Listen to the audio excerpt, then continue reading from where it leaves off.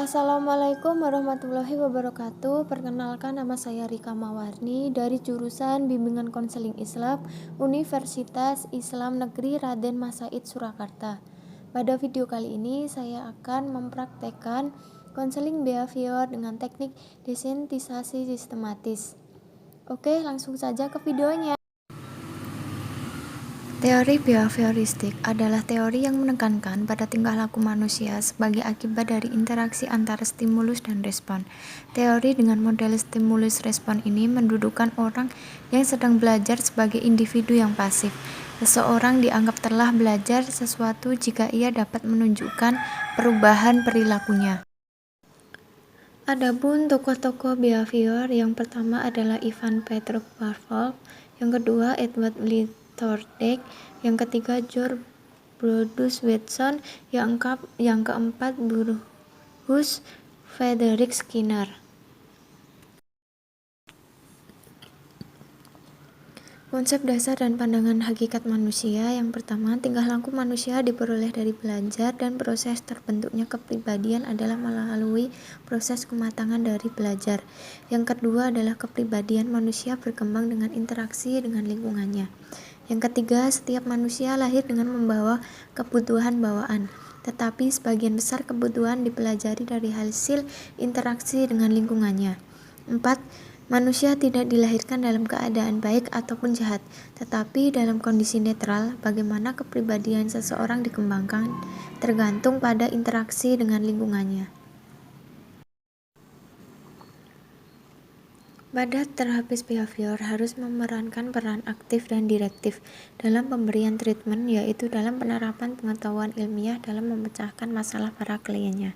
Tujuan dari terapi ini adalah memperoleh tingkah laku baru, penghapusan tingkah laku yang maladiktif, serta memperkuat dan mempertahankan tingkah laku yang diinginkan.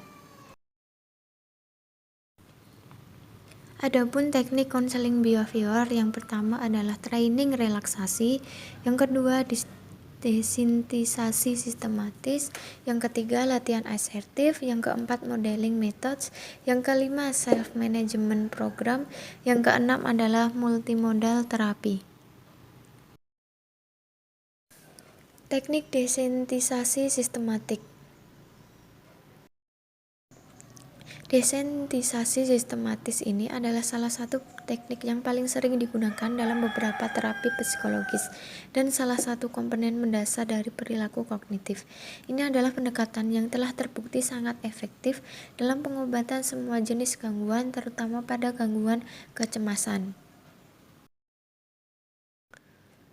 Tahapan teknik desensitisasi sistematis. Mubarak dalam Firesat Nirmawa dan Syahniar 2016 berpendapat bahwa terdapat 4 tahap utama. Yang pertama adalah konselor dan klien mendaftar situasi apa saja yang menyebabkan klien diserang perasaan cemas dan kemudian menyusunnya secara hierarki mulai dari yang paling ringan sampai yang paling berat. Yang kedua, konselor melatih klien untuk mencapai keadaan rileks atau santai. Hal ini dilakukan melalui prosedur khusus yang disebut relaksasi. Yang ketiga, konselor melatih klien untuk membentuk respon-respon antagonis yang dapat menghambat perasaan cemas. Yang keempat, pelaksanaan intervensi. Pada tahap ini, konselor mulai mengarahkan klien agar dapat mencapai keadaan yang rileks. Tujuan teknik desensitisasi sistematis. Tujuan desensitisasi sistematis. Walker menyatakan tujuan dari teknik desensitisasi sistematis yaitu digunakan apabila konseling merasa takut dengan hal-hal tertentu. Selain itu juga digunakan untuk seseorang yang mengalami fobia seperti akrofobia, agrofobia, dan klaustrofobia.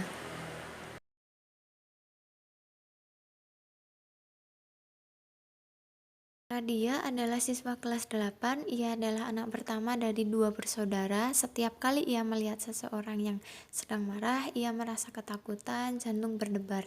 Hal ini terjadi saat bulenya memarahi dia dan saudara yang lain. Bulenya sering sekali menyalahkan dia dan memarahinya, padahal ia merasa tidak salah. Bulenya itu selalu membela anaknya. Karena hal ini, Nadia merasa trauma dan cemas sekali. Ia merasa sulit berkonsentrasi belajar ketika di kelas. Nadia khawatir ini akan berpengaruh pada hasil belajarnya nanti. Oleh karena itu, ia perlu mengkonsultasikannya kepada konselor. Assalamualaikum. Oh iya. Waalaikumsalam. Nadia, mari silakan masuk. Duduk senyamannya ya. Ya Bu, terima kasih. Bagaimana kabarmu hari ini? Alhamdulillah baik Bu. Syukurlah Nadia bisa masuk ke sini. Dari rumah temanku belajar kelompok tenaga bahasa Indonesia. Oh begitu, apakah sudah selesai tugasnya? Iya Bu, sudah selesai. Bagaimana Pak Gurunya? Kamu ada keperluan dengan Ibu? Iya Bu, saya ingin konseling. Senang sekali dengan kedatangan kamu di sini. Apakah kamu sudah pernah mengikuti konseling sebelumnya? Belum pernah Bu, baru sekarang ini saya mengikuti. Baiklah, sebaiknya Ibu jelaskan dulu tentang konseling. Konseling adalah bantuan profesional yang diberikan profesional kepada konselornya untuk kamu agar program yang diikuti. Konseling itu dilandasi oleh asas-asas seperti kerahasiaan, kesusilaan, keahlian, keterampilan, kemandirian, dan masih banyak yang lain. Asas kerahasiaan akan menjaga semua data dan informasi yang terkait dan masalah matematik. Bagaimana? Sudah paham? Oh begitu ya Bu. Ya Bu, saya paham. Sekarang saya mengerti tentang konseling. Oke, baiklah. Pertemuan kita ini dibatasi oleh waktu. Kita akan melakukan pertemuan dengan menggunakan waktu kurang lebih 30 sampai 40 menit. Dengan adanya waktu yang singkat ini, kita sebaiknya benar-benar memanfaatkan waktu yang ada. Dan jika pada pertemuan pertama ini masalahmu belum terselesaikan, maka kita akan mengadakan perjanjian untuk mengadakan pertemuan berikutnya. Baik, Bu, saya setuju. Baiklah, coba kamu mendengarkan kepada Ibu apa yang menjadi pernyataan ganjalan di hati kamu saat ini. Begini Bu, saya merasa deg-degan. Namun kalau lihat ada orang yang sedang marah, maksud kamu? Jadi begini Bu, misalnya setelah ada teman yang sedang dimarahi oleh guru, saya langsung ketakutan deg-degan itu. Begitu. Coba kamu ceritakan kepada saya, bagaimana itu bisa terjadi? Apa sudah pernah itu terjadi? Begini Bu, saya baik-baik saja, tapi sejak bunda saya sukses dan kaya, ia menjadi sombong dan berkuasa di keluarga kami. Ia mempunyai anak tunggal dan sangat dimanja, dan siapa saja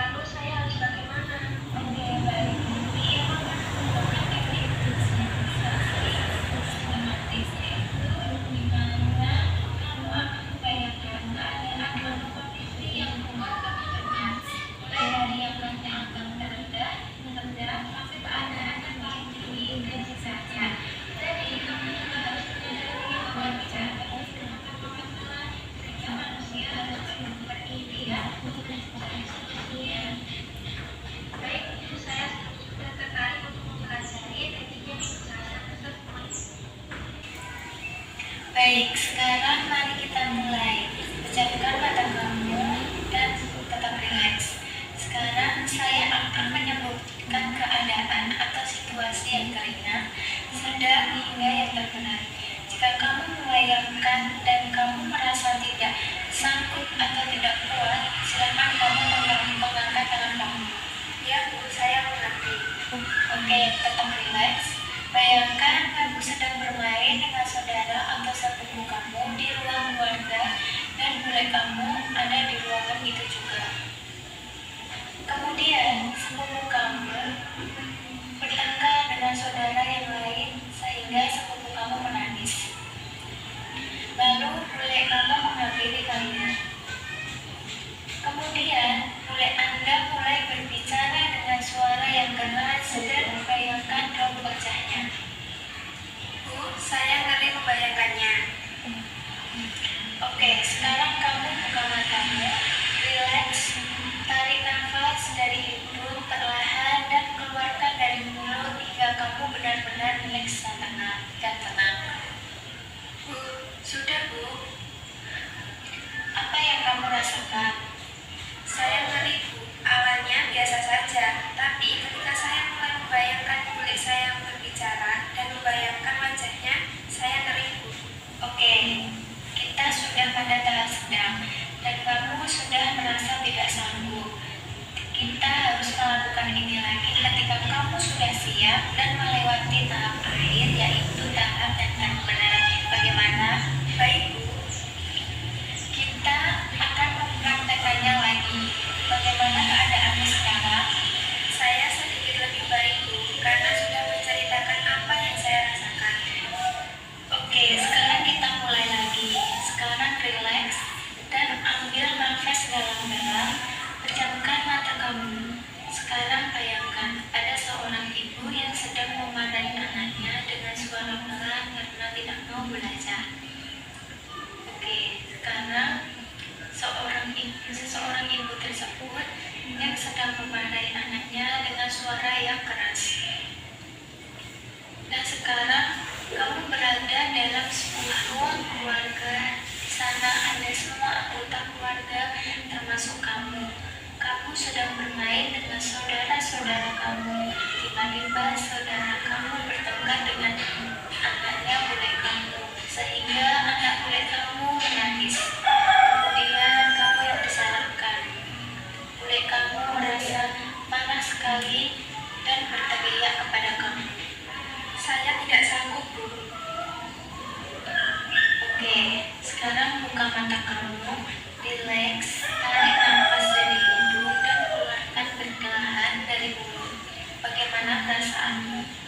Deg-degan Bu, tapi sudah lebih baik. Oke, rileks saja, ini butuh proses. Tapi tidak seperti kemarin Bu, saya sekarang tidak begitu ketakutan. Bagus sekali, ini suatu kemajuan. Bagaimana kalau kita lanjutkan? Saya siap Bu. Oke, sekarang bayangkan wajah seseorang yang sedang marah sekali akan memukul kamu. Bayangkan raut wajahnya, tatapan matanya, dan dengarkan suaranya yang sangat keras. Oke, buka matamu, rileks, dan tenangkan dirimu. Ngeri Bu. Oke, kamu sudah berusaha. Tinggal satu langkah lagi. Semua butuh perjuangan dan kamu sudah melakukannya. Ini suatu kemajuan yang cukup bagus. Baik Bu, mari kita lanjutkan lagi. Saya sudah siap. Baik, mari kita mulai lagi. Bayangkan wajah seseorang yang sedang marah sekali, bahkan akan memukul kamu. Bayangkan raut wajahnya, tatapan matanya, dan dengarkan suaranya yang sangat keras sekali. Oke, sekarang buka matamu, rileks, tarik nafas dalam-dalam, keluarkan perlahan. Saya sudah lebih baik Bu. Bagus, kamu berhasil melewatinya. Selamat. Terima kasih Bu, saya senang sekali. Sama-sama, jadi kamu harus tetap semangat dan jangan cemas ataupun takut lagi kalau melihat seseorang yang dimarahi. Iya Bu. Bagaimana? Apakah masih ada yang lain